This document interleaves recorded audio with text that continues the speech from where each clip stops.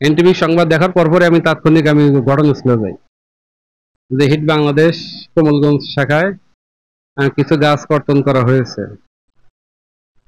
ইতিমধ্যে আমার বিভাগীয় বন কর্মকর্তা মহোদয় আমাকে বিষয়টি নিশ্চিত করেন এবং আমি তাৎক্ষণিকভাবে রাতে আনুমানিক 10 ঘটিকার দিকে আমি হিট বাংলাদেশে যাই এবং গাছগুলো কর্তনকৃত অবস্থায় প্রায় লট আকারে সাজানোর মতো অবস্থায় আমি দেখতে পাই এবং অন্যদেরকে বলে দেই যে কর্তৃপক্ষের অনুমতি ব্যতিরেকে আপনারা এই গাছগুলো অপসারণ করবেন না।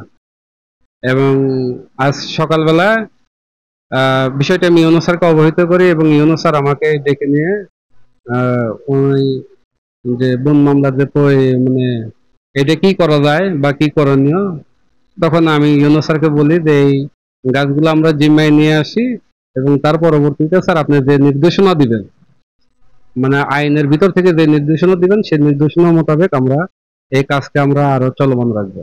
আমি সিলেট বন বিভাগের রাজকান্দি রেঞ্জ থেকে এই কাঠগুলি আর কি মাপার জন্য আসছি। আমি এখানে 9 টুকরা সমান 43.49 ঘনফুট কাঠ পেয়েছি।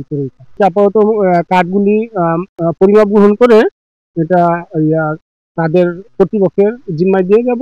পরবর্তীতে বন বিভাগ এবং পিএনও স্যারের মহোদয়ের নির্দেশে পরবর্তী কার্যক্রম গ্রহণ করা হবে।